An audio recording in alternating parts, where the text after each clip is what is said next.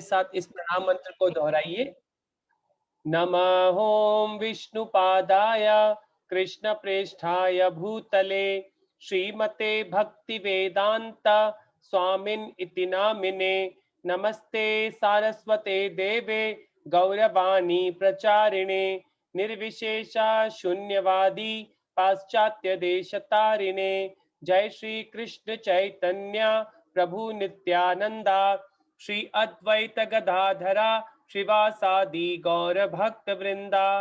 हरे कृष्णा कृष्ण कृष्ण हरे हरे, हरे रामा राम राम हरे हरे। श्री राधा वृंदावन चंद्र की जय, श्री गौर निताय की जय, श्रील प्रभुपाद की जय। Welcome all of you for today's Bhagavad Gita session. Today we will discuss chapter 11 part 2 from verse number 32 till 55. हम आज श्लोक नंबर 32 से 55 तक पढ़ेंगे। हमने कल श्लोक नंबर 1 से 31 31 तक पढ़ लिया था। तो इस पूरे चैप्टर को हमारे आचार्य ने टोटल 6 भागों में डिवाइड किया है। तो हमने कल पहला सेक्शन पढ़ा था श्लोक number 1 to 4, Arjuna's request and Krishna's descriptions. तो भगवान ने क्या किया है, अर्जुन ने रिक्वेस्ट की थी और कृष्णा ने उसका डिस्क्रिप्शन दिया है। तो हमने उसको कल श्लोक नंबर 1 से 4 में पढ़ा। 5 से 8 में हमने पढ़ा कृष्णा's डिस्क्रिप्शन ऑफ यूनिवर्सल फॉर्म। तो हमने 5 से 8 में कि भगवान ने अपने आप का यूनिवर्सल फॉर्म कैसा है, किस तरह का है ये भगवान का विराट रूप, उसके बारे में ये हमने श्लोक नंबर 5 to 8 समझा था। उसके बाद श्लोक नंबर 9 to 31 हमने ये सारे श्लोक क्या समझे थे, संजया's डिस्क्रिप्शन ऑफ अर्जुना's विजन, कि जो अर्जुन अब भगवान के उस विश्व रूप को देख रहा है, क्योंकि ऐसे उस विश्व रूप को कोई नहीं देख सकता। भगवान श्री कृष्ण ने अर्जुन को एक स्पेशल आंखें दी हैं उस समय, क्योंकि वो पहले भी भगवान उसके रथ में बैठे हुए थे, परंतु वो अभी भी भगवान को नहीं समझ पा रहा है। वो अभी तक कैसा समझ पा रहा था, 10th चैप्टर तक उसको ये कंफर्म हो गया था कि भगवान परमात्मा रूप में हृदय में तो रहते हैं, सारे कारणों के कारण भी भगवान है, उसको ये तो पता लग गया था। परंतु अभी क्या है, इस पूरी दुनिया के लिए वो प्रूव करना चाहता है कि जो Krishna is the supreme personality of godhead, जो भगवान कौन है, वो सुप्रीम है इस दुनिया में, उनसे ऊपर कोई है ही नहीं, उनसे ऊपर कोई सच होता ही नहीं है। Krishna is the absolute truth. तो वो ऐसा समझाना चाहता है हम सबको। तो इसीलिए जो हमने थर्ड सेक्शन पढ़ा श्लोक नंबर 9 to 31, वो क्या है, संजया's डिस्क्रिप्शन। संजय किसको सुना रहे हैं ये सारी भगवत गीता, ये किसको कथा सुना रहे हैं, जो धृतराष्ट्र और संजय हस्तिनापुर में एक राजमहल में बैठे हुए हैं। तो संजय उनको कहां का डिस्क्रिप्शन सुना रहा है, कुरुक्षेत्र में जो युद्ध हो रहा है, जो अर्जुन भगवान के अब इस विश्व रूप को देख रहा है, तो अर्जुन के अंदर क्या क्या हो रहा है उसको कौन सुना रहा है, संजय धृतराष्ट्र को सुना रहा है। तो संजया's डिस्क्रिप्शन ऑन अर्जुना's विजन, कि अर्जुन ने किस प्रकार देखा है उस विश्व रूप को और वो उस विश्व रूप में क्या क्या देख पा रहा है इस तरह, और वो संजय धृतराष्ट्र को डिस्क्राइब कर रहा है। संजय धृतराष्ट्र को क्यों डिस्क्राइब कर रहा है, क्योंकि अब क्या है, भगवान ने ये निश्चित कर दिया है अर्जुन को कि अर्जुन ये सारे के सारे जितने भी कौरव और पांडवों की जितनी भी सेना है वो सारी की सारी मारी जाएगी, एक भी नहीं बचेगा इसमें से। इसीलिए भगवान चाहते हैं अर्जुन से कि अर्जुन तुम तुम्हारी ड्यूटी करो, तुम तुम्हारा युद्ध करोगे, वो तुम्हारे लिए सबसे बेस्ट कार्य है। इस प्रकार भगवान अर्जुन को समझाना चाहते हैं। तो आज हम श्लोक नंबर 32 से लेकर 55 तक कवर करेंगे। अब देखिए 32 से 35 में, ये 32 से 34 में 3 श्लोक हैं, उसमें भगवान बोल रहे हैं time I am become my instrument, कि अर्जुन तुम क्या करो, सिर्फ एक इंस्ट्रूमेंट बन जाओ। इंस्ट्रूमेंट का मतलब जैसे कि एक बहुत बड़ी मशीन होती है, उस मशीन में बहुत सारे पार्ट्स होते हैं। मान लीजिए एक छोटा सा स्क्रू भी अगर किसी मशीन का गिर जाता है तो मशीन नहीं चलती है, मशीन रुक जाती है।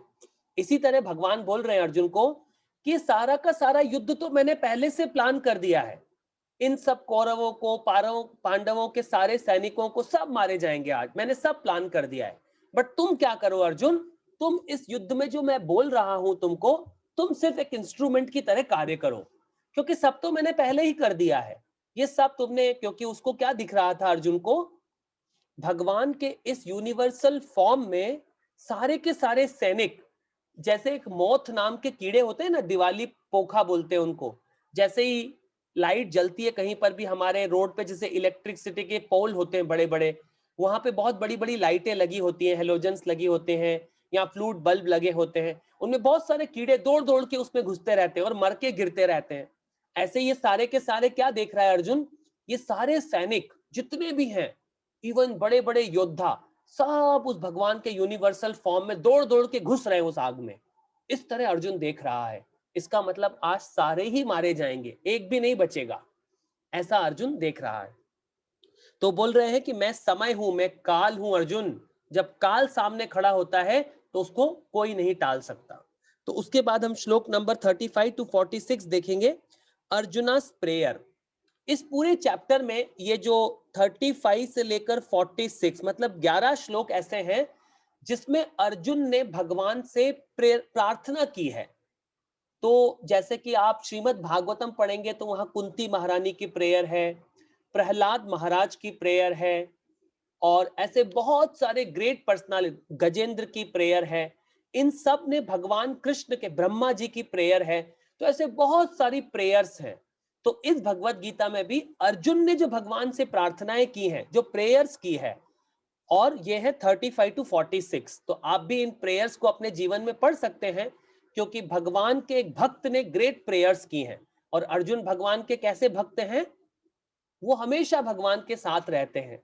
तो सोचिए उन्होंने कितनी ग्रेट प्रेयर्स की होगी। तो आज हम उस प्रेयर्स को भी समझेंगे, श्लोक नंबर 35 टू 46। उसके बाद जो नेक्स्ट सेक्शन आएगा 47 टू 55, 47 से 55 तक हम एक सेक्शन समझेंगे। उसमें आएगा only pure devotee sees Krishna's two handed form.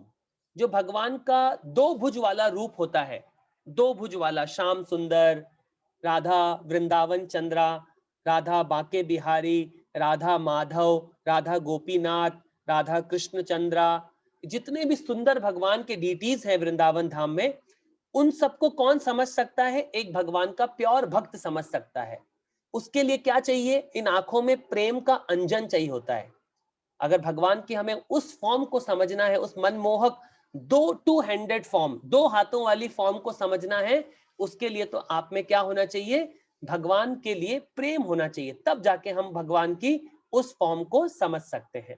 तो आइए हम सब मिलकर अपना श्लोक नंबर 32 से प्रारंभ करते हैं।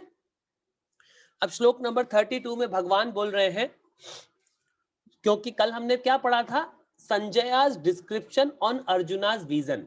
संजय डिस्क्रिप्शन दे रहे हैं कि अर्जुन को क्या क्या दिख रहा है।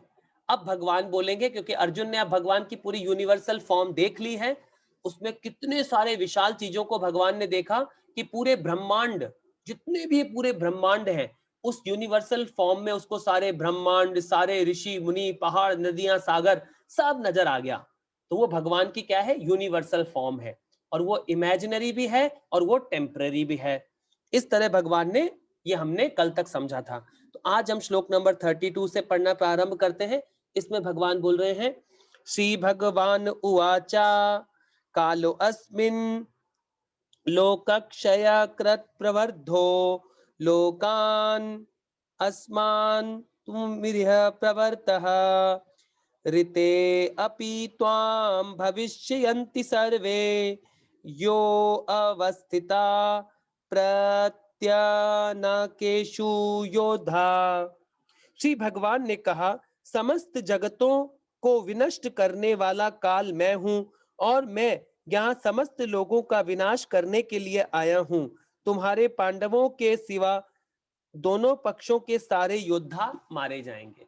तो भगवान ने यहाँ अर्जुन को कंफर्म कर दिया है, क्योंकि भगवान ने क्या बोल रहे हैं, भगवान मैं टाइम हूं। इस सेक्शन में क्या समझेंगे, कृष्ण अर्जुन को क्या बता रहे हैं कि मैं काल हूं, और भगवान अब वहां खड़े हुए हैं युद्ध में, और भगवान उसको कंफर्म कर रहे हैं कि दोनों सेनाओं के सारे योद्धा मारे जाएंगे, सिर्फ ये 5 पांडव बचेंगे इस युद्ध में बस। ये उसको कंफर्म कर दिया। उसके बाद भगवान 33 श्लोक में बोल रहे हैं, तस्मात् उत्तिष्ठ यशो लभस्व जित्वा शत्रु भुजंग राज्य समुद्भवम मय्यवेते निहता पूर्वमेते निमित्त मात्रा भव सव्यसाचिन। अतः उठो, लड़ने के लिए तैयार हो और यश अर्जित करो, अपने शत्रुओं को जीतकर समस्त राज्य का भोग करो। ये सब मेरे द्वारा पहले ही मारे जा चुके हैं। अतः हे सव्यसाची, तुम तो युद्ध में केवल निमित्त मात्र हो सकते हो। तो भगवान क्या बोल रहे हैं, तुम क्या हो सकते हो, सिर्फ एक निमित्त मात्र हो सकते हो। तो ये भगवान ने पूरा संसार भगवान ने क्रिएट कर दिया है। हम एक टाइनी से एक पार्ट है यहाँ पर। मान लीजिए ये बचा हुआ जितना भी जीवन है आपका, मृत्यु तो आनी है, कंफर्म है, भले आपकी उम्र कितनी है।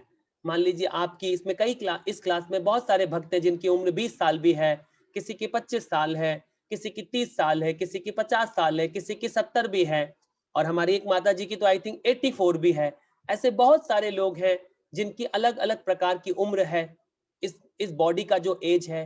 परंतु किसी न किसी दिन तो हमें शरीर छोड़ना ही है, किसी भी दिन छूट सकता है ये, इसका कोई गारंटी नहीं होता है कि किस दिन हमारा शरीर छूटेगा। तो हमारे पास जितना भी समय बचा है, अगर उसमें हम क्या कर ले, इस डिवोशनल सर्विस को सिंसियर होकर फॉलो कर लेंगे, तो क्या हो रहे हैं, भगवान क्या बोल रहे हैं, क्योंकि ये पूरा प्लान तो मैंने पहले ही कर दिया है, सब कुछ भगवान ने प्लान किया हुआ है, बस हमें तो इस भगवान की सेवा में क्या बनना है, इंस्ट्रूमेंट बनना है, निमित्त मात्र। जैसे एक आप पूरी सब्जी बनाते हैं ना, जैसे आप उसमें सब्जी में पनीर भी डालते हैं, सारे के सारे मसाले भी डालते हैं, घी भी सब सारा सामान डालते हैं, उसमें एक सॉल्ट भी डाल देते हैं जिससे पूरा टेस्ट आ जाता है। ऐसे क्या कर रहे हैं भगवान, इस युद्ध में अर्जुन को बोल रहे हैं, तुम एक निमित्त मात्र बन जाओ, बस तुम एक छोटा सा टाइनी सा पार्ट हो इस पूरे युद्ध में, तुम बस वो बन के जैसा मैं बोल रहा हूं वैसा कार्य करो, और सब मैंने पहले से प्लान कर दिया है। तो हमें भी क्या बनना है, इस भगवान के जो इतना बड़ा प्लानिंग है, इसमें हमें ये मनुष्य बॉडी मिल गया है, और इस मनुष्य बॉडी का जो सबसे टॉप मोस्ट काम है वो क्या है, हम अपने मनुष्य जीवन के समय को इस नवविधा भक्ति में लगाएं। वो नवविधा भक्ति क्या है, श्रवणम, कीर्तनम, स्मरणम, विष्णुपाद सेवनम, अर्चनम, वंदनम, दास्यम, साख्यम, आत्मनिवेदनम। ये 9 प्रकार से डिवोशनल सर्विस होती है भगवान की। तो इन 9 प्रकार से अगर आप डिवोशनल सर्विस करेंगे तो क्या हो जाएंगे, हम भगवान के प्लानिंग का एक हिस्सा हो जाएंगे। अगर हम वैसा नहीं करते हैं तो हम भगवान की प्लानिंग का हिस्सा नहीं बन पाते हैं, फिर हमें इस बार बार इस भौतिक संसार में गिरना पड़ता है। तो आप भगवान के प्लानिंग जो है इस संसार में, भगवान चाहते हैं कि हम सब जीव भगवान के पास वापस जाएं, तो उसके प्लानिंग में हमें भगवान को क्या करना चाहिए, भगवान का कहना मान लेना चाहिए। तो भगवान हमें क्या बोल रहे हैं प्रभुपाद जी, एवरी डे 16 माला का अच्छे से जप करो और 4 नियमों का अच्छे से पालन करो। 4 नियम कौन कौन से हैं, no meat eating, no gambling, no intoxication and no illicit sex. ये 4 कार्य हमें कभी नहीं करने हैं जीवन में, क्योंकि ये क्या है, आपको इस बहुत ये पाप के कार्य हैं, टॉप मोस्ट सिंफुल एक्टिविटी है ये। तो हम पाप के कार्य करेंगे तो इस भौतिक संसार में बार बार गिरते रहेंगे। तो इन 4 कार्यों से हमें बचना है। देखिए अब आगे क्या बोल रहे हैं भगवान, श्लोक नंबर 34 पे आ जाइए। द्रोण, भीष्म, जयद्रथ, कर्ण तथा अन्य महान योद्धा पहले ही मेरे द्वारा मारे जा चुके हैं, अतः तुम उनका वध करो और तनिक भी विचलित न हो। तुम केवल युद्ध करो, युद्ध में तुम अपने समस्त शत्रुओं को परास्त करोगे। देखो अब इतनी गारंटी दे दी भगवान ने अर्जुन को कि सब मारे जा चुके हैं, मैंने पहले सबको मार दिया है, तुम तो सिर्फ युद्ध करो, तुम्हारी विजय पक्की है अर्जुन। अब देखिए भगवान ने डायरेक्ट बोल दिया है अर्जुन को कि तुम जीतने वाले हो, तुम चिंता की तुम्हें कोई बात नहीं है, क्योंकि मैंने प्लानिंग कर दिया है ताकि ये सब जितने भी हैं सब मारे जाएं। क्योंकि ये सब क्या कर रहे थे, अधर्म का कार्य कर रहे थे, इन्होंने बड़े बड़े अधर्म के कार्य किए थे। इन्होंने कौरवों ने अपनी कुल वधु को, जो अपने घर की भाभी समान थी इनके, जो उस कुल की वधु थी एक्चुअली, पूरे के पूरे कुरुवंश की वधु थी द्रौपदी, उसका अपमान किया था, सबसे इंपॉर्टेंट बात। तो वो चाहते हैं, अब भगवान चाहते हैं कि अब क्या हो, धर्म की स्थापना होनी चाहिए। तो इसीलिए भगवान बोल रहे हैं मैंने सब प्लान कर दिया है, तुम क्या करो, अब अब इन सबको तुम मारो। अब देखिए, अब नेक्स्ट सेक्शन पे आते हैं। भगवान इसमें श्लोक नंबर 35 में अब संजय उवाचा, संजय बोल रहे हैं। संजय ने धृतराष्ट्र से कहा, हे राजन, श्री भगवान के मुख से इन वचनों को सुनकर कांपते हुए अर्जुन ने हाथ जोड़कर उन्हें बार बार नमस्कार किया। फिर उनसे भयभीत होकर अवरुद्ध स्वर में श्री कृष्ण से इस प्रकार कहा। तो अब क्या करेंगे? अब अर्जुन, क्योंकि अर्जुन क्या है, अब इस भगवान की भयानक फॉर्म को डर गए हैं कि ये कौन सी फॉर्म है। उसने ऐसी विचलित फॉर्म कभी नहीं देखी थी, इतनी भयानक फॉर्म कभी नहीं देखी थी। तो विचलित हो गए हैं अर्जुन। अब ये तो उनको पता लग गया कि मैं जीतूंगा, मगर ये है कौन मेरे सामने। अब उसको क्लियर हो रहा है माइंड में, ये जो मेरे सामने खड़े हैं ये कोई ऑर्डिनरी पर्सनालिटी नहीं है। ये कौन है? ये सुप्रीम भगवान है जो मेरे सामने खड़े हैं। तो सोचिए कितना भाग्यशाली है अर्जुन कि सुप्रीम भगवान उसके सामने खड़े हैं और वो उसको बोल रहे हैं कि तुम युद्ध करो। तो भगवान अगर हमारे सामने भी आकर खड़े हो के बोलते हैं कि तुम जप करो, मगर हम जप नहीं कर रहे हैं, हम में से कोई भी अच्छे से 16 माला करने का प्रयास नहीं कर रहा है, तो जब हम प्रयास करेंगे तो भगवान हमें क्या देंगे? सफलता देते चले जाएंगे। जो कृष्णा ने प्लान कर दिया है, प्रभुपाद ने अनाउंस कर दिया है कि इस कलयुग में जो 16 माला जप करेगा, 4 नियमों का सिंसियर पालन करेगा और डिवोशनल सेवा में लग जाएगा, वो इस मनुष्य जीवन में अपने गोल को प्राप्त कर लेगा। आगे क्या बोल रहे हैं? अर्जुन उवाच। आप देखिए, हम अर्जुन की प्रेयर शुरू कर रहे हैं। ये 11 श्लोक हैं और अर्जुन अब भगवान से, क्योंकि हाथ जोड़कर यूं कर कर भगवान के सामने खड़े हो गए हैं विनम्रता भाव से और बिल्कुल हम्बल मूड में, जैसे एक भक्त भगवान से प्रार्थना करता है, इस प्रकार अब हम्बल मूड में अर्जुन भगवान से प्रार्थनाएं करेंगे। तो इन 11 श्लोकों को आप याद भी कर सकते हैं, बहुत सुंदर श्लोक है ये। अब देखिए, अर्जुन उवाचा स्थाने ऋषिकेश तव प्रकीर्त्या जगत प्रहर्ष्या वनुरज्यते च रक्षसी भीतानि दिशा द्रवन्ति सर्वे नमस्यन्ति च सिद्धा संघा। अर्जुन ने कहा, हे ऋषिकेश, आपके नाम के श्रवण से संसार हर्षित होता है और सभी लोग आपके प्रति अनुरुक्त होते हैं। यद्यपि सिद्ध पुरुष आपको नमस्कार करते हैं, किंतु अनुसरण भयभीत है और इधर उधर भाग रहे हैं। यह ठीक ही हुआ है। तो अब क्या है, भगवान अर्जुन भगवान से विनम्र भावना से प्रार्थना कर रहे हैं, क्योंकि उसने सारी स्टोरी को अब समझ लिया है कि ये सुप्रीम भगवान सारे कारणों के कारण जो भगवान है वो मेरे सामने खड़े हैं और अब इस युद्ध का सब कुछ प्लान हो चुका है।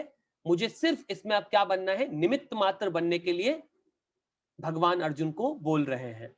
तो अब क्या हो गया है, अब वो इस विनम्र भावना से भगवान से जब हम्बल होकर हम प्रेयर करते हैं ना, तो इस तरह वो प्रेयर कर रहा है। अब श्लोक नंबर 37 की प्रेयर में पढ़ेंगे हम।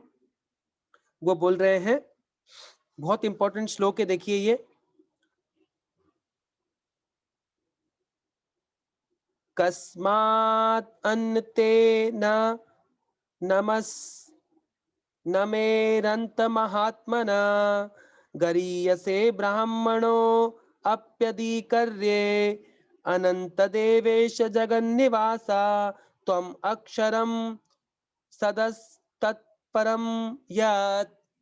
अब बोल रहे हैं, हे महात्मा, आप ब्रह्मा से भी बढ़कर हैं, आप अभी दृष्टा हैं, तो फिर वे आपको सादर नमस्कार क्यों न करें। हे अनंत, हे देवेश, हे जगन निवास, आप परम स्रोत अक्षर कारणों के कारण तथा इस भौतिक जगत से परे हैं। तो अर्जुन को क्या बोल रहे हैं कि आप इस भौतिक जगत से परे हैं। तो भगवान इस भौतिक जगत का पार्ट नहीं है, जबकि ये भगवान का ही है, परंतु फिर भी इस भगवान क्या है? जगन निवासा है, हर जगह विद्यमान भी हैं और वो देवेश भी हैं। तो वो भगवान से इतनी सुंदर प्रेयर कर रहा है। अगला श्लोक पे आ जाइए, 38 पर। आप आदिदेव, सनातन पुरुष तथा इस दृश्य जगत के परम आश्रय हैं। आप सब कुछ जानने वाले हैं और आप ही वह सब कुछ हैं जो जानने योग्य हैं। आप भौतिक गुणों से परे परम आश्रय हैं, अनंत रूप यह संपूर्ण दृश्य जगत आपसे व्याप्त है। तो देखिए भगवान की कितनी सारी क्वालिटी बोल रहे हैं अर्जुन इस श्लोक में। तो देखिए कितनी सारी क्वालिटी है। इस दृश्य जगत के परम आश्रय हैं। तो क्या बोल दिया, सबसे इस दृश्य जगत, हर लिविंग एंटिटी किसका आश्रय लेता है? भगवान का आश्रय में रहते हैं हम लोग। विदाउट कृष्णा के आश्रय के हम नहीं रह सकते। तो क्या है? परम आश्रय है हमारे को। क्या है? परम आश्रय देते हैं भगवान। तो ऐसा अर्जुन उनसे प्रार्थना कर रहा है। आप सब कुछ जानने वाले हैं। तो भगवान भूतकाल को भी जानते हैं, भगवान प्रेजेंट टाइम को भी जानते हैं, और भगवान फ्यूचर में क्या होने वाला है उसको भी जानते हैं। तो आज तो युद्ध का पहला दिन है, जहां पे ये भगवत गीता बोली गई थी एकादशी के दिन, वैकुंठ एकादशी के दिन ये भगवत गीता बोली गई थी। तो क्या बोलना चाह रहे हैं अर्जुन कि आप सब कुछ जानने वाले हैं। भगवान को तो क्योंकि पूरा का पूरा फ्यूचर भी कौन प्लान करता है? भगवान प्लान करते हैं। तो भगवान को तो आपका पास्ट भी मालूम है, प्रेजेंट भी मालूम है, और फ्यूचर भी मालूम है। तो क्यों नहीं ये हम हमारे जीवन की जो डोर है वो कृष्णा को पकड़ा दीजिए अच्छे से। और बस जैसे कठपुतलियां नाचती हैं, वैसे जैसे कि हम इस दुनिया में नाच भी रहे हैं भगवान के कठपुतलियां बनकर, तो क्यों नहीं हम भगवान को सरेंडर कर दें। अगर हम भगवान को सरेंडर कर देंगे तो भगवान बहुत प्रसन्न हो जाएंगे। अगले श्लोक पे आ जाइए, श्लोक नंबर 39। आप वायु हैं तथा परम नियंता भी हैं, और अग्नि हैं, जल हैं तथा चंद्रमा हैं। आप आदि जीव ब्रह्मा हैं, और आप आदि प्रति पितामह हैं। अतः आपको हजारों बार नमस्कार है और पुनः पुनः नमस्कार है। तो भगवान को कंटिन्यूसली प्रेयर कर रहा है, इस हम्बल मूड में भगवान को प्रेयर कर रहा है। आगे देखिए भगवान क्या बोल रहे हैं। आपको आगे पीछे तथा चारों ओर से नमस्कार है। असीम शक्ति, आप अनंत पराक्रम के स्वामी हैं और सर्वव्यापी हैं, अतः आप सब कुछ हैं। तो वो भगवान को दिख रहा है, भगवान आप सब कुछ हो। ये पास्ट प्रेजेंट फ्यूचर, आगे पीछे ऊपर नीचे, ये सारी दिशाएं, सब कुछ आप हो। आपके सिवा इस दुनिया में कोई है ही नहीं। कृष्णा के सिवा इस दुनिया में कोई कुछ नहीं है। हम सब ये कृष्णा की बहुत बड़ी मशीन है, उसमें छोटे छोटे से नट बोल्ट होते हैं ना एक मशीन में, हम सब उसके समान है। तो ये बहुत बड़ी भगवान की विशाल रूप है। तो उसको यहाँ पे भगवान उस फॉर्म को, अब जो भगवान उस रूप में खड़े हैं उनको भगवान अर्जुन प्रार्थना कर रहे हैं। ये श्लोक तो बहुत सुंदर है। श्लोक नंबर इसमें 41 एंड 42 बहुत सुंदर श्लोक है। देखिए क्या बोल रहे हैं। सखेति मत्वा प्रसभायुदुक्तम, हे कृष्ण हे यादव हे सखेति, अजानता महिमा तदेव मया प्रमादा प्रणयेत वापि, वज्जावाहासर्थात् नमस्कृतो असि, विहारस्या अभ्यास भो जेनेषु, एको यथा वाप्य युच्यत तत् समक्षम तत्समय त्वाम हम प्रमेयज्ञ। ये बहुत सुंदर श्लोक है। देखिए भगवान क्या बोल रहे हैं। आपको अपना मित्र मानते हुए मैंने हठ पूर्वक आपको हे कृष्ण, हे यादव, हे सखा जैसे समस्त संबंधों से पुकारा है, क्योंकि मैं आपको महिमा को नहीं जानता था। मैंने मूर्खता वश या प्रेम वश जो कुछ भी कहा है, कृपया उसके लिए मुझे क्षमा कर दीजिए। यही नहीं, मैंने कई बार आराम करते हुए, एक साथ लेटे हुए, या साथ साथ खाते या बैठे, कभी अकेले तो कभी अनेक मित्रों के समक्ष आपका अनादर किया है। हे अच्युत, मेरे इस समस्त अपराध को क्षमा करें। तो भगवान को क्या कहकर पुकार रहा है। भगवान, मैंने आपके साथ, क्योंकि वो तो हमेशा भगवान को अपना मित्र मानता था, तो इस तरह वो जीवन भर भगवान मित्र के साथ कैसे बैठते हैं, हम अपने फ्रेंड्स के साथ उसके साथ बैठते हैं, उसके साथ खाते हैं, उसके साथ सोते हैं। तो ये सारे वो भगवान से प्रार्थना मांग रहा है कि भगवान, मैंने आपको जाने अनजाने में इतने सारे अपराध कर दिए हैं, अब आप मुझे माफ कर दीजिए। आप क्या हैं? आप अच्युत हैं।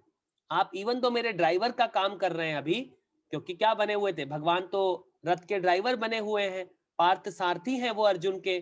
परंतु क्या बोल रहा है, आप अच्युत हैं, इवन दो आप मेरे पार्थ सारथी बने हुए हैं, परंतु फिर भी आप अपनी ओरिजिनल फॉर्म से कभी गिरते नहीं है। भगवान भगवान भगवान रहेंगे, कभी इस भौतिक संसार में आने पे ऐसा नहीं कि भगवान चेंज हो जाते हैं। मगर ये मूर्ख लोग क्या समझते हैं, जो मायावादी लोग होते हैं, वो क्या समझते हैं कि भगवान इस धरती में शरीर बनकर आते हैं और भगवान क्या हो जाते हैं, वापस से एक मिट्टी का शरीर हो जाते हैं। ऐसे बहुत सारे लोग हैं माउंट आबू वाले, वो क्या बोलते हैं, भगवान तो मिट्टी का शरीर है, भगवान आए थे 5000 साल पहले एक महान पुरुष के रूप में, भगवान तो मर गए, अब कौन से भगवान है। तो वो इस तरह भगवान को क्या करना चाहते हैं, भगवान को एक मिट्टी का फॉर्म बना लेते हैं। तो ये बहुत कंफ्यूज करते हैं इस प्रकार के लोग, पूरी दुनिया को कंफ्यूज करते हैं इस भक्ति के रास्ते से। जो भगवान की प्रेममयी भक्ति है, उसको अगर हमें समझना है तो वो हमें कौन समझा सकता है, भगवान का एक प्योर भक्त समझा सकता है, और वो है शीला प्रभुपाद जी। अगर हम शीला प्रभुपाद जी से समझते हैं, तब हमें भगवान की प्रेमामयी भक्ति समझ में आती है। और इस भक्ति को हमें कब कैसे समझना होता है, डिसाइप्लिक सक्सेशन में समझना होता है। जैसे भगवान श्री कृष्ण ने इस ज्ञान को किसको दिया, ब्रह्मा जी को, ब्रह्मा ने नारद को, नारद ने वेदव्यास जी को, वेदव्यास जी ने मध्वाचार्य को, मध्वाचार्य ने पद्मनाभ को। तो ये सारी गुरु शिष्य परंपरा होती है, ज्ञान की परंपरा होती है। तो जब तक इस ज्ञान को हम परंपरा में नहीं समझेंगे, तब तक ये ज्ञान हमें कभी भी नहीं मिलेगा हमारे जीवन में। तो हम इस बुक को जो पढ़ रहे हैं, ये कौन सी बुक है, परंपरा में बुक है। इसको बोलते हैं Bhagavad Gita as it is, Bhagavad Gita यथारूप। तो हम इस ज्ञान को एज इट इज पढ़ रहे हैं, इसीलिए हमारे जीवन में हमें क्या मिल रहा है, भगवान का डायरेक्ट नॉलेज मिल रहा है, जो भगवान हमें बताना चाहते हैं। अगले श्लोक पे आ जाइए, श्लोक नंबर 43 में देखिए अब क्या बोल रहे हैं भगवान। आप इन चर तथा अचर संपूर्ण दृश्य जगत के जनक हैं, आप परम पूज्य महान आध्यात्मिक गुरु हैं, न तो कोई आपके तुल्य है, न ही कोई आपके समान हो सकता है। अतुल शक्ति वाले प्रभु, भला तीनों लोकों में आपसे बढ़कर कोई कैसे हो सकता है। तो भगवान की ग्लोरिफिकेशन कर रहे हैं, अब गुणगान गा रहे हैं भगवान का।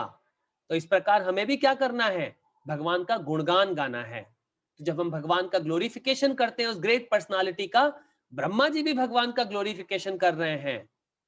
भगवान क्या बोलते हैं, ब्रह्मा जी इतनी सारी प्रेयर्स लिखी है, पूरी ब्रह्म संहिता जो है, भगवान ने, ब्रह्मा जी ने भगवान के ग्लोरिफिकेशन में बहुत सुंदर ब्रह्म संहिता लिखी है। तो ब्रह्म संहिता बहुत सुंदर है, कभी हम सबको जीवन में उस प्रेयर को भी पढ़ना चाहिए। वो बोलते हैं, वो क्या बोलते हैं, परम कृष्णा, वो कृष्णा क्या है, ईश्वर परम कृष्णा सच्चिदानंद विग्रह, अनादिर आदिर गोविंदा सर्व कारण कारणम। तो इस तरह ब्रह्म संहिता का जो ये फर्स्ट श्लोक आता है, उसमें वो भगवान को ग्रेट ग्लोरिफिकेशन कर रहे हैं कि भगवान की पोजीशन क्या है। तो हमें भी क्या समझनी चाहिए, भगवान की ग्रेट ग्लोरिफिकेशन को हमें भी अपने जीवन में करना चाहिए। तो आप भी क्या करें अपने जीवन में, अगर आपको मान लीजिए 11 श्लोक याद नहीं हो पा रहे हैं, तो क्या करिए, 11 ट्रांसलेशन को लिख लीजिए कहीं पर, और जब आप बार बार इसको पढ़ेंगे भगवान के सामने खड़े होकर, तो कैसा भगवान हमें कृपा करेंगे।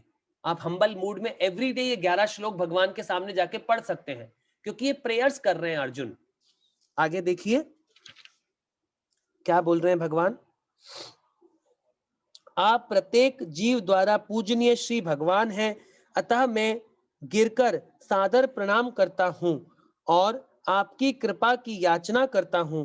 जिस प्रकार पिता अपने पुत्र की ढिंढाई सहन करता है, या मित्र अपने मित्र की धृष्टता सह लेता है, और प्रिय प्रिय अपने प्रिया का अपराध सहन कर लेता है, उसी प्रकार आप कृपा करके मेरी त्रुटियों को सहन कर लें। तो किस प्रकार, एक जो दो फ्रेंड लड़ते हैं तो आपस में सहन कर लेता है एक फ्रेंड, तो भगवान बोल रहे हैं ये प्रिया और प्रियतम, एक लड़का लड़की जो प्रेम करते हैं, उस तरह के क्या बोल रहे हैं अर्जुन, कि मैंने आपसे इतने सारे जितने भी अपराध किए भगवान, उन्हें सब माफ कर दीजिए मुझे, और क्या बोल रहे हैं, कृपा करके मेरी त्रुटियों को सहन कर लें, कि मैंने इतनी सारे अपराध किए हैं आपके प्रति, भगवान मुझे क्या करिए, आप मुझे क्षमा कर दीजिए। इस तरह अर्जुन कंटिन्यूअसली प्रे कर रहे हैं भगवान से कि मुझे आप क्या करिए भगवान। और ये देखिए हम्बल मूड में प्रे करना होता है। अगर हमें कृष्णा का अटेंशन हमारे ऊपर लाना है तो कैसे आएगा? तो हमें कृष्णा को प्रे करना पड़ेगा, और ये बहुत बेस्ट वे है भगवान को प्रेयर्स करने का। तो हम क्या करें, किसी भक्त की प्रेयर्स करनी चाहिए, क्योंकि हम इतने क्वालिफाइड नहीं है कि हम अपनी प्रेयर्स कर सकें। तो हमें क्या करना है, भागवतम से कोई भी प्रेयर उठा लीजिए, प्रहलाद महाराज की उठा लीजिए, ध्रुव महाराज की उठा लीजिए, कुंती की उठा लीजिए, या सुखदेव गोस्वामी की उठा लीजिए, ब्रह्मा जी की उठा लीजिए, या ये अर्जुन की भगवत गीता से उठा लीजिए। कोई सी भी प्रेयर से एक उठा लीजिए जिसको आप 5 मिनट में कर सकें। तो आप इन 11 श्लोकों की ट्रांसलेशन को बड़े आराम से 2 मिनट में बोल लेंगे। तो ऐसे कृष्णा के सामने डेली जाके खड़े होकर हमें क्या करना है, इस प्रकार भगवान से प्रेयर करनी है।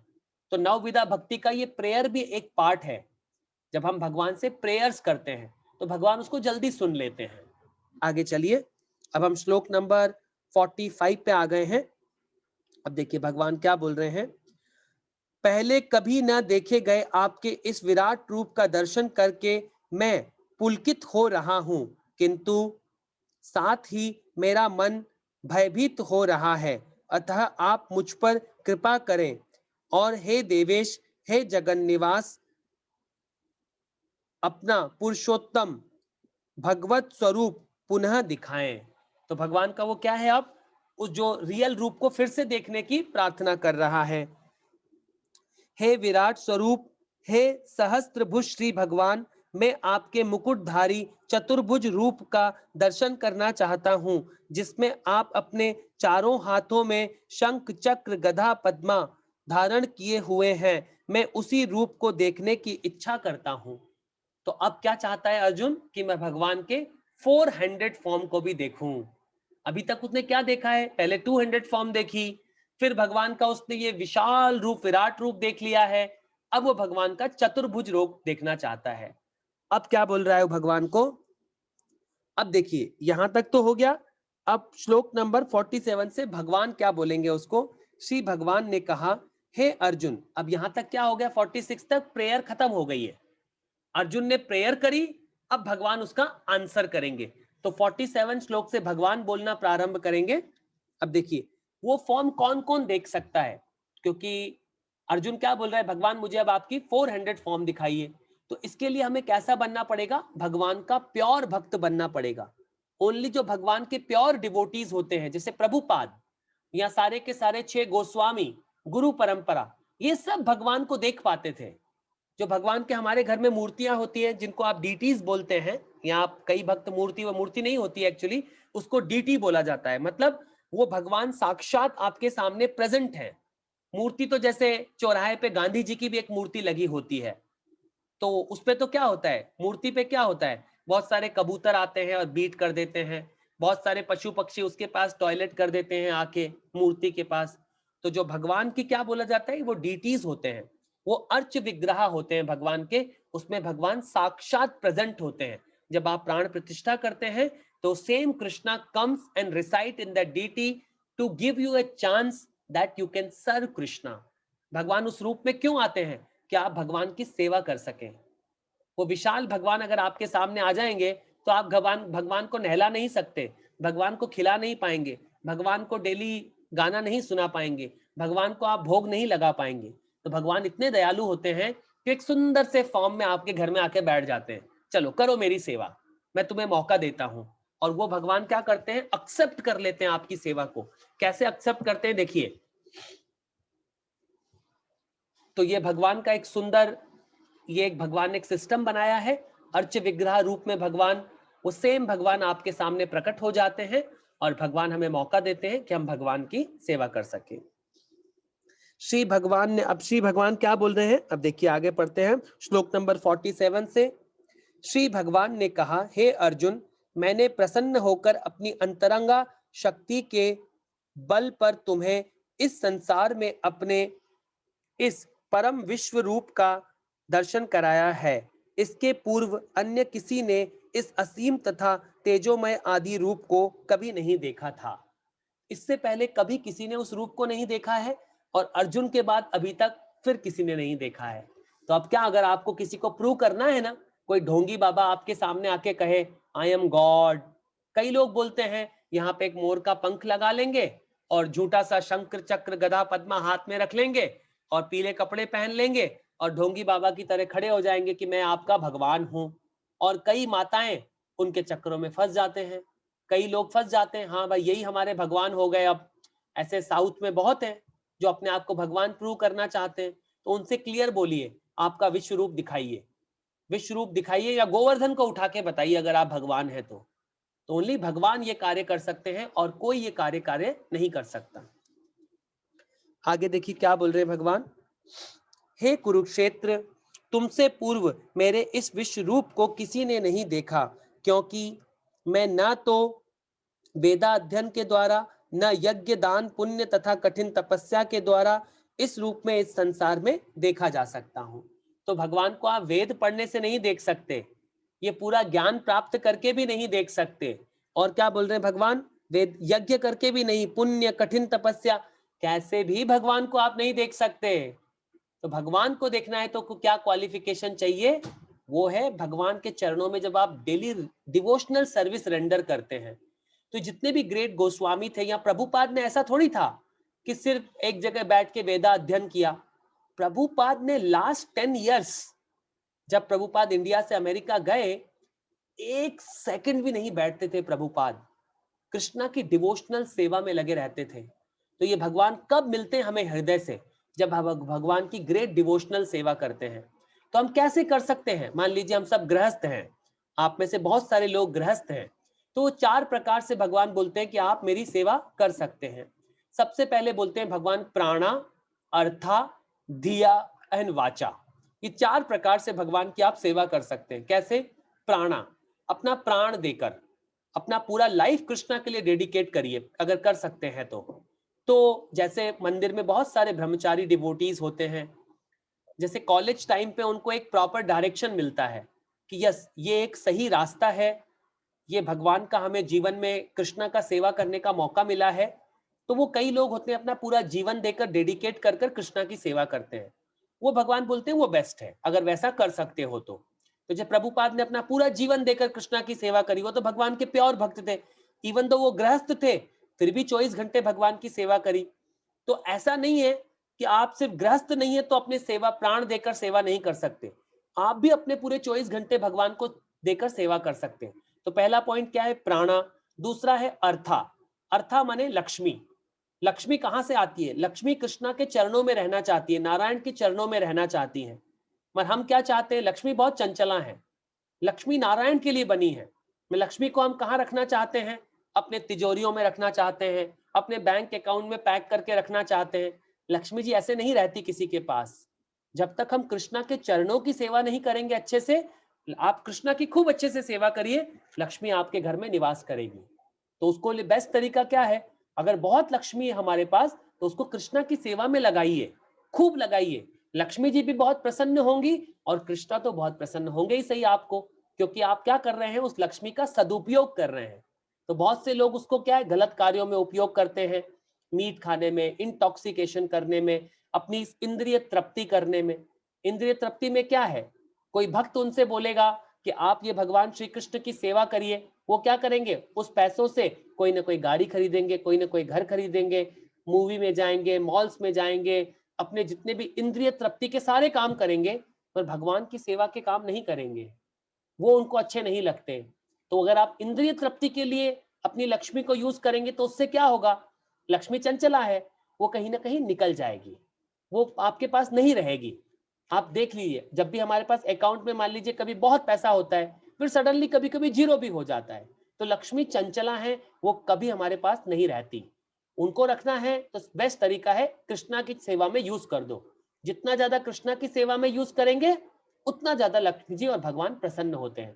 तो प्राणा, दूसरा है अर्था, तीसरा है धिया। धिया माने ये बुद्धि, ये बुद्धि को क्या करो, कृष्णा के लिए यूज करो, क्योंकि किसने दी है ये बुद्धि हमें, भगवान ने दी है। तो इस बुद्धि से हम क्या करें, भगवत गीता भागवतम पढ़ें, पहले अपने जीवन को संपन्न बनाएं, अपने जीवन में साक्षात्कार करें, और फिर अपने परिवार के जनों को भक्ति में लेके आए, पास वाले पड़ोसियों को लेके आए, और फिर पूरे देश में प्रचार करें। और चौथा है वाचा। वाचा का मतलब होता है भगवान ने ये टंग सभी को दी है। इस टंग का कैसे उपयोग करना है? इस टंग को बोलते समय जब भी कुछ मुंह से कुछ बोलना है ना, तो कृष्णा के लिए बोलिए बस। अगर आप कृष्णा के लिए बोलेंगे, कृष्णा के लिए सुनेंगे, तो आपका जीवन क्या हो जाएगा? आपका जीवन सफल हो जाएगा। तो इस टंग का उपयोग कब करना है हमें? जैसे ही टंग खोले, कृष्णा के लिए बोलिए, कृष्णा का प्रसाद खाने के लिए। अन्यथा ये टंग हम दिन भर चलाते रहते हैं, उसका कोई उपयोग नहीं है। अब क्या बोल रहे हैं हम? नेक्स्ट पे आते हैं हम। बस ये हम 5 मिनट में ये पूरा चैप्टर खत्म होने वाला है। 5 मिनट आप लोग साथ में बने रहिए, लास्ट 5 मिनट में आपके और लूंगा। अब हम श्लोक नंबर 49 पे आ जाइए। क्या बोल रहे हैं? तुम मेरे इस भयानक रूप को देखकर अत्यंत विचलित एवं मोहित हो गए हो। अब इसे समाप्त करता हूं। मैं मेरे भक्त है, मेरे भक्त, तुम समस्त चिंताओं से पुनः मुक्त हो जाओ। तुम तुम शांत चित्त से अब अपनी इच्छा रूप देख सकते हो। तो अब क्या बोल रहे हैं भगवान? ठीक है अर्जुन, तुम शांत हो जाओ, अब मैं तुम्हें शांत करता हूं, तुम्हारा इच्छित रूप दिखाता हूं। अब देखिए भगवान उसको कौन सा रूप दिखा रहे हैं। अब संजय बोल रहे हैं। संजय ने धृतराष्ट्र से कहा, अर्जुन से इस प्रकार कहने के बाद भगवान श्री कृष्ण ने अपना चतुर्भुज रूप प्रकट किया और अंत में 2 भुजाओं वाला अपना रूप प्रदर्शित करके भयभीत अर्जुन का धैर्य बंधाया। अर्जुन को क्या है, भगवान फिर से खड़ा करना चाहते हैं, क्योंकि अर्जुन डर गया है, वो युद्ध नहीं करना चाहता है, मोह में लिप्त हो गया है, मोहग्रस्त हो गया है। तो भगवान उसको ये पूरा भगवत गीता का ज्ञान दे रहे हैं, उसमें उसको विश्व रूप भी दिखा दिया भगवान ने। और अब उसके सामने भगवान, जो नारायण की फॉर्म होती है चतुर्भुज रूप में, शंख चक्र गदा पद्मा। तो जब हमने वो पढ़ा था ना, हमने जब भगवान का क्रिएशन कैसे शुरू होता है, भगवान से पहले बलराम जी आते हैं, संकर्षण आते हैं, फिर उनसे पहला चतुर्व्य होता है।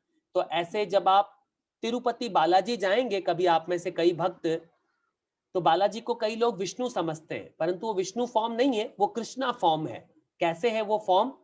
आप देखिएगा वहां बालाजी के, वहां 4 हैंड, चारों हाथों में शंखा और चक्रा नहीं है। एक शंखा चक्रा तो है, सॉरी, 2 हाथों में शंखा चक्रा है, मगर जो नीचे के दोनों हाथ क्या है, खाली हैं।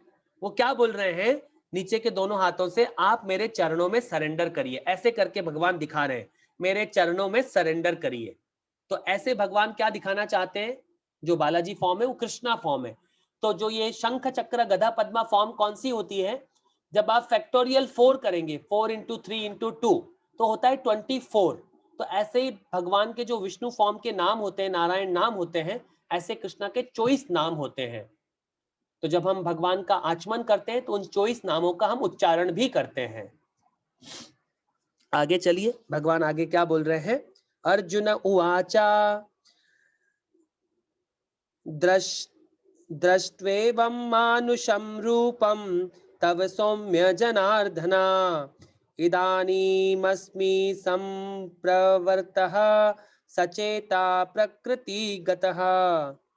आपके अब अर्जुन ने श्री कृष्ण को उनके आदि रूप में देखा तो कहा, हे जनार्दन, आपके इस अतीत सुंदर मानवीय रूप को देखकर अब स्थिर चित हूं और मैंने अपनी प्राकृत अवस्था प्राप्त कर ली है। तो ये जो भगवान की 2 हैंडेड फॉर्म को कौन देख पाते हैं? वो भगवान के प्योर भक्त देख पाते हैं। तो अर्जुन कौन है भगवान के? इस पूरे जो 5 पांडव है, उसमें जो अर्जुन है वो भगवान के कौन से? नित्य सिद्ध भक्त हैं, वो नित्य सिद्ध डिवोटी हैं। वो कभी भी भगवान से अलग नहीं होते, वो हमेशा भगवान के साथ रहेंगे। ऐसा जो इसके भागवतम के भी ऊपर लिटरेचर है उसमें ऐसा लिखा हुआ है। तो अर्जुन भगवान के परम प्रिय भक्त हैं, इसीलिए भगवान उसको क्या बोल रहे हैं? अब भगवान इस तरह अर्जुन को बोल रहे हैं कि तुम क्या करो, अब शांत हो जाओ और अपनी प्राकृत अवस्था में आ जाओ। अब क्या बोल रहे हैं? श्री भगवान उवाचा, श्री भगवान ने कहा, अर्जुन, तुम मेरे जिस रूप को इस समय देख रहे हो और उसे देख पाना अत्यंत दुष्कर है। यहाँ तक कि देवता भी इस अत्यंत प्रिय रूप को देखने की ताक में रहते हैं। तो बड़े बड़े ग्रेट देवता, इवन शिव जी, इवन विष्णु, इवन बड़े बड़े ग्रेट पर्सनालिटी भी भगवान की उस दो भुज वाली फॉर्म को नहीं देख पाते हैं। और भगवान ने सोचिए इस पृथ्वी लोक पर कितना आसान बनाया है, आप अपने घर में रख के उसकी पूजा कर सकते हैं। तो भगवान बहुत दयालु हैं। अगर इस पृथ्वी लोक में क्यों बड़े बड़े देवी देवता क्यों जन्म लेना चाहते हैं इस पृथ्वी लोक में, क्योंकि यहाँ पे भक्ति करना बहुत आसान है। तो आप अपने घर में बड़े सुंदर से भगवान रखिए और उनकी अर्च विग्रह की अच्छे से सेवा करिए, तो वो साक्षात भगवान होते हैं। बस हमारे पास उतना प्रेम होना चाहिए एक प्योर भक्त की तरह भगवान को समझने का। लास्ट दो श्लोक देखिए। तुम अपने दिव्य नेत्रों से जिस रूप का दर्शन कर रहे हो उसे न तो वेदाध्ययन से, न कठिन तपस्या से, न दान से, न पूजा से ही जाना जा सकता है। कोई इन साधन के द्वारा मुझे इस रूप में नहीं देख सकता। तो ये सब इस तरह नहीं बनते हैं भगवान। भगवान किस तरह मिलते हैं हम 12वें चैप्टर में पढ़ेंगे। भक्ति योग बहुत इंपॉर्टेंट चैप्टर है, क्योंकि भगवान यहाँ दे रहे हैं, हम हिंट दे रहे हैं आप मुझे कैसे जान सकते हो। तो भगवान की भक्ति योग का जब हम चैप्टर पढ़ेंगे अगला, तो हमें समझ में आएगा कि भक्ति कैसे करें हमारे जीवन में, वो अगला चैप्टर है। अब इसका लास्ट खत्म कर रहे हैं। हे अर्जुन, केवल अनन्य भक्ति द्वारा मुझे इस रूप से समझा जा सकता है जिस रूप में मैं तुम्हारे समक्ष खड़ा हूं, और इसी प्रकार मेरा साक्षात दर्शन भी किया जा सकता है। केवल इसी विधि से तुम मेरे ज्ञान के रहस्य को पा सकते हो। तो मैं आप सबसे रिक्वेस्ट करूंगा कि ये जो हमने 54वां श्लोक पढ़ा है, ये बहुत इंपॉर्टेंट श्लोक है पूरी भगवत गीता का, क्योंकि ये एक बहुत रहस्यमय श्लोक है। इसमें भगवान ने बहुत डिटेल में बताया है कि एक भक्त को क्या करना चाहिए। तो 54वां और ये जो लास्ट श्लोक है 55वें नंबर का, इसको भी हम पढ़ लेते हैं। हे अर्जुन, जो व्यक्ति सकाम कर्मों तथा मनोधर्म के कलमश से मुक्त होकर मेरी शुद्ध भक्ति में तत्पर रहता है, जो मेरे लिए ही कर्म करता है और मुझे ही जीवन का लक्ष्य समझता है, और जो प्रत्येक जीव से मैत्री भाव रखता है, वह निश्चित ही मुझे प्राप्त करता है। तो भगवान ने यहां बताया कि आप मुझे किस तरह प्राप्त कर सकते हो। तो मैं आप सबसे रिक्वेस्ट करूंगा, प्रभुपाद जी ने इसका बहुत सुंदर परपोर्ट लिखा है कि एक भगवान का प्योर भक्त आप कैसे सेवा कर सकते हैं। तो जैसे मान लीजिए हम सब भक्त हैं, एक मंदिर बनाने के लिए या एक संस्था बनाने के लिए कितने सामानों की जरूरत पड़ती है। भक्तों को जमीन भी चाहिए, भक्तों को मंदिर बनाने के लिए बहुत सारा सीमेंट चाहिए, स्टील चाहिए, उसमें भगवान सुंदर से भगवान स्थापित करने के लिए कुछ धन भी चाहिए, और भगवान के सुंदर आभूषण भी चाहिए, भगवान का राजभोग किचन भी बनना होता है, भक्तों के रहने के लिए जगह भी बननी होती है, बहुत सारे टॉयलेट सब बनना होता है, बहुत सारे पब्लिक के लिए डेली भोजन बनता है, भक्तों के लिए भोजन बनता है, उसका भी बहुत बड़ा किचन बनना होता है। बहुत सारे पार्ट होते हैं एक मंदिर में। तो बोल रहे हैं भगवान, अपनी एनर्जी को कैसे यूज करो, इस तरह आप अपनी एनर्जी को यूज कर सकते हो। तो जब आप इस परपोर्ट पढ़ेंगे तो आपको समझ में आएगा कि प्रभुपाद ने जो ये संस्था क्रिएट किया है, हरे कृष्णा मूवमेंट वर्ल्ड वाइड, जो पूरे संसार में प्रभुपाद ने ये जो संस्था क्रिएट किया है, ये क्या है प्रभुपाद बताते हैं। ये एम्बेसी है, जो वैकुंठ लोक है ना, गोलक वृंदावन धाम, उसका एम्बेसी है। तो प्रभुपाद ने पूरे दुनिया में छोटे छोटे एम्बेसी बना दिए हैं। अगर आपको वहां का वीजा लेना है तो आपको पहले क्या होना पड़ेगा, प्रभुपाद के मिशन में आकर ट्रेंड होना पड़ेगा। जैसे मान लीजिए हमें अमेरिका जाना है या कनाडा जाना है, तो पहले आप कहाँ जाते हैं इंडिया में, कनाडा की एम्बेसी में जाएंगे। अगर एम्बेसी में नहीं जाएंगे तो आप कभी नहीं जा सकते, पहले आपको वीजा चाहिए वहां से। तो पहले हमें क्या है, यहाँ आके हमें ट्रेनिंग चाहिए। वीजा कहाँ से मिलेगा, प्रभुपाद की संस्था से क्या मिलता है, वीजा मिलता है, क्योंकि हमें ट्रेनिंग मिलती है भक्ति की। तो ये प्रभुपाद यहाँ पे बहुत अच्छा परपोर्ट लिखा है। तो मैं आप सबसे रिक्वेस्ट करूंगा, श्लोक नंबर 54 एंड 55 का परपोर्ट जरूर पढ़ें आप सब भक्त। ध्यान से परपोर्ट को पढ़िएगा अभी बैठ के आप सब, तो आपकी बहुत सुंदर आपको समझ में आएगा कि भगवान की रियल भक्ति कैसे होती है। सिर्फ माला जप करने से या सिर्फ किसी एक काम से भक्ति नहीं होती है। अपनी हर एनर्जी को हमें क्या करना है, भगवान के लिए भी लगाना होता है। तो प्रभुपाद जी ने बहुत प्रैक्टिकल वे से समझाया है कि आप गृहस्थ में रहकर, आप भले एक स्टूडेंट हैं, भले आप एक गृहस्थ में गृहिणी का कार्य कर रहे हैं, आप अपना बिजनेस कर रहे हैं, आप कोई प्रोफेशनल हैं, आप जो भी कर रहे हैं, उन सबका सॉल्यूशन दिया है प्रभुपाद ने इस दो परपोर्ट में कि आप भगवान की सेवा, प्रेममयी सेवा कैसे कर सकते हैं। तो इसको परपोर्ट को पढ़िए, और ये चैप्टर बहुत इंपॉर्टेंट है, बहुत सुंदर है। अब हम एक माला हरे कृष्ण मंत्र का जप कर लेते हैं और उसके बाद अगर आपका कोई भी प्रश्न है तो आप प्रश्न जरूर पूछिएगा, या अगर किसी का पहले प्रश्न है तो आप